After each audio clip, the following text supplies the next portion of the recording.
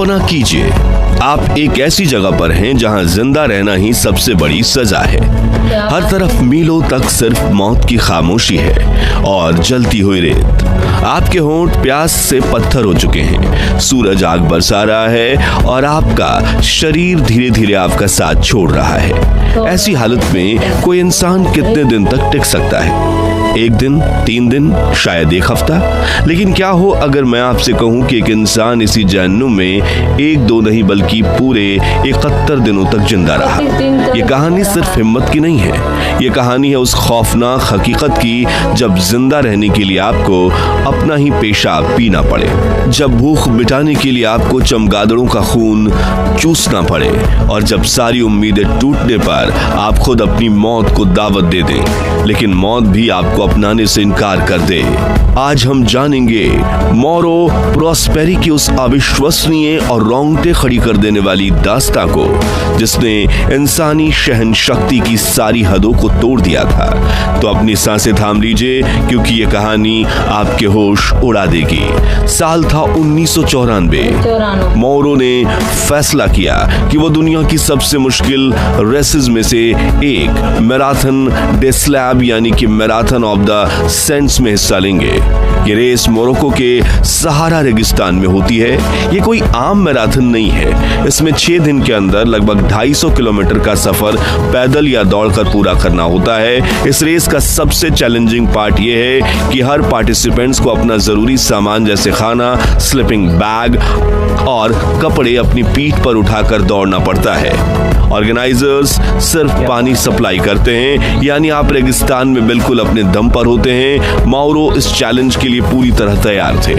कुदरत का कहर, जब तूफान ने रास्ता बदला, रेस शुरू हुई और पहले कुछ दिन सब ठीक चलता रहा। मोरो अच्छा परफॉर्म कर रहे थे, लेकिन रेस के चौथे दिन अचानक मौसम ने अपना रूप बदला।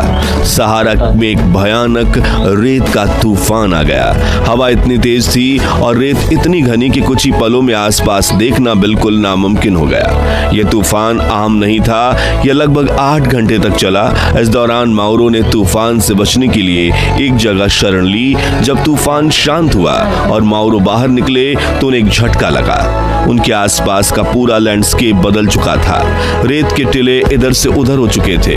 उनके कंपास ने भी सही दिशा दिखाना बंद कर दिया था क्योंकि रेत के तूफानों में मैग्नेटिक फील्ड्स डिस्टर्ब हो जाती हैं। उन्हें लगा कि वो रेस के बाकी लोगों से बस थोड़ा ही भटके हैं। उन्होंने सोचा कि वो रेस के रूट पर चलते रहेंगे तो कोई ना कोई उन्हें ढूंढ ही लेगा, लेकिन उन्हें ये नहीं पता था कि वो रेस रूट से कई किलोमीटर दूर एक गलत दिशा में जा रहे थे, अल्जीरिया की तरफ, जहां सिर्फ और सिर्फ वीरान रेगिस्तान था। पहला दिन बीता, फिर दूसरा। मोरो के पास जो थोड़ा बहुत खाना और पानी था वो खत्म होने लगा। उन्होंने रेगिस्तान में जिंदा रहने का सबसे पहला और मुश्किल सबक सीखा। पानी की एक एक बूंद बचाने के लिए और डिहाइड्रेशन से बचने के लिए उन्होंने अपना ही पेशाब पीना शुरू कर दिया। ये सुनने में अजीब लगता है, लेकिन ऐसी सिचुएशन में ये जिंदा रहने का एक जरिया बन जाता है। उन्हें उम्मीद थी कि हेलीकॉप्टर उन्हें ढूंढ लेंगे। उन्हें 2 बार हेलीकॉप्टर दिखे भी, लेकिन रेगिस्तान इतना बड़ा था कि हेलीकॉप्टर में बैठे लोग उन्हें नीचे देख ही नहीं पाए। धीरे धीरे उनकी उम्मीद टूटने लगी। कई दिन भटकने के बाद मोरो को दूर एक छोटी सी इमारत दिखाई दी। वो एक माराबाउट था, यानी मुसलमानों की एक पुरानी वीरान सी इबादतगाह या मजार। उन्हें लगा यहाँ उन्हें जिंदा रहने का एक नया जरिया मिल गया। उस मजार में ढेर सारे चमगादड़ रहते थे। अपनी भूख मिटाने के लिए मोरो ने उन चमगादड़ों को पकड़ना शुरू किया। वो उनका सर काटकर उनका खून पीते थे ताकि उनके शरीर को थोड़ा फ्लूइड मिल सके, और उनका कच्चा मांस खाते थे। उन्होंने रेगिस्तानी पौधों की जड़ें भी खाई। यह सब उनके लिए एक भयानक अनुभव था, लेकिन उनके अंदर जिंदा रहने की चाह अभी भी बाकी थी। उस वीरान मजार में वो अकेले रहते हुए चमगादड़ को खाते हुए कई दिन बिता चुके थे। अब मोरो की सारी हिम्मत जवाब दे चुकी थी। उन्हें लगा कि अब उनका बचना नामुमकिन है और वो इस तरह तिल तिल कर मरना नहीं चाहते थे। उन्होंने एक बेहद दर्दनाक फैसला लिया। अपने परिवार के नाम एक छोटा सा नोट लिखने के बाद उन्होंने अपनी पॉकेट नाइफ से अपनी कलाई की नसें काट लीं ताकि उनकी मौत नींद में हो जाए। लेकिन शायद किस्मत को कुछ और ही मंजूर था। एक चमत्कार हुआ। डिहाइड्रेशन की वजह से उनका खून इतना गाढ़ा हो चुका था कि वो नसों से ठीक तरह से बह नहीं पाया और जल्दी ही जम गया। जब माउरो सुबह उठे तो खुद को जिंदा पाया तो उन्हें एक झटका लगा। उन्हें लगा कि यह ऊपर वाले का इशारा है। उन्हें यह एहसास हुआ कि उन्हें मरना नहीं है बल्कि जीना है। इस घटना ने उनके अंदर जिंदा रहने की नई हिम्मत और एक नया मकसद भर दिया। माउरो ने उस मजार को छोड़ने का फैसला किया। उन्हें तुरेग लोगों की सिखाई हुई एक पुरानी बात याद आई।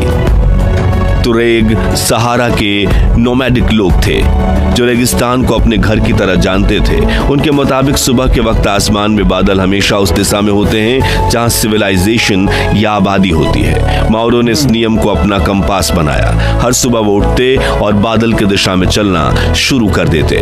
दिन में वो चलते, रात को रेत में गड्ढा खोद कर सोते ताकि ठंड से बच सके।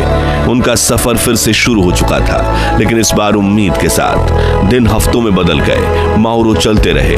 उनका शरीर जवाब दे रहा था, लेकिन उनका दिमाग अभी भी मजबूत था। फिर इतने दिनों की मशक्कत के बाद उन्हें वो दिखा जिसका वो कब से इंतजार कर रहे थे। एक छोटा सा नखलिस्तान। वहां पानी था।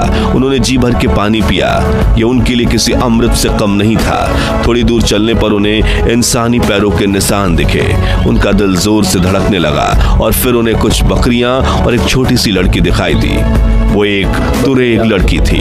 माउरो को देखते ही वो डर कर भाग गई। माउरो को लगा कि शायद ये आखिरी मौका भी उनके हाथ से निकल गया, लेकिन कुछ देर बाद वो लड़की अपने परिवार के लोगों के साथ वापस आई। वो लोग माउरो को अपने कैंप में ले गए। उन्होंने माउरो को दूध और खाना दिया। कुछ देर बाद उन्होंने मिलिट्री को इन्फॉर्म किया। जब मिलिट्री वहां पहुंची तो माउरो से उनका नाम पूछा तो सब हैरान रह गए। माउरो पोरस्पेरी को कब का मरा हुआ मान लिया गया था। उन्हें बचाकर नजदीकी हॉस्पिटल ले जाया गया। 71 दिन बाद जब माउरो को बचाया गया तो अपने रेस के स्टार्टिंग पॉइंट से लगभग 299 किलोमीटर दूर अल्जीरिया में थे। उन्होंने रेगिस्तान में 71 दिन गुजारे थे, वो भी अकेले। इस दौरान उनका वजन 18 किलो कम हो चुका था। उनके लीवर और किडनी बुरी तरह से डैमेज हो चुके थे। डॉक्टरों ने कहा कि उनका बचना किसी चमत्कार से कम नहीं। उन्हें रिकवर होने में लगभग 2 साल का वक्त लगा। उनकी ये कहानी पूरी दुनिया में फैल गई और लोग उनके इस अनोखे सर्वाइवल से दंग रह गए। तो दोस्तों, ये थी माउरो पोरस्पेरी की अविश्वसनीय कहानी। एक ऐसी कहानी जो हमें सिखाती है कि इंसानी शरीर और दिमाग में कितनी ताकत होती है। जहां साइंस और लॉजिक के हिसाब से बचना नामुमकिन था, वहां माउरो के जज्बे, उनकी हिम्मत और जीने की जिद ने उन्हें जिंदा रखा। सबसे हैरान कर देने वाली बात तो यह है कि इस हादसे के कुछ साल बाद माउरो पोरस्पेरी फिर से उसी मैराथन डी स्लैब्स में हिस्सा लेने गए। उन्होंने अपने डर का सामना किया और रेस पूरा भी किया। माउरो की कहानी हमें एक चीज बताती है, नेवर गिव अप। चाहे हालात कितने भी खराब क्यों ना हो, उम्मीद का दामन कभी नहीं छोड़ना चाहिए। अब माउरो पोरस्पेरी के इस जज्बे के बारे में आप क्या सोचते हैं? अगर आप भी उनकी जगह होते तो क्या करते? हमें नीचे कमेंट्स में जरूर बताइए। अगर आपको ये कहानी पसंद आई हो तो इस वीडियो को लाइक करें, अपने दोस्तों के साथ शेयर करें और ऐसी ही और हैरत अंगेज कहानियों के लिए हमारे चैनल को सब्सक्राइब करना ना भूलें। मिलते हैं अगली वीडियो में। धन्यवाद।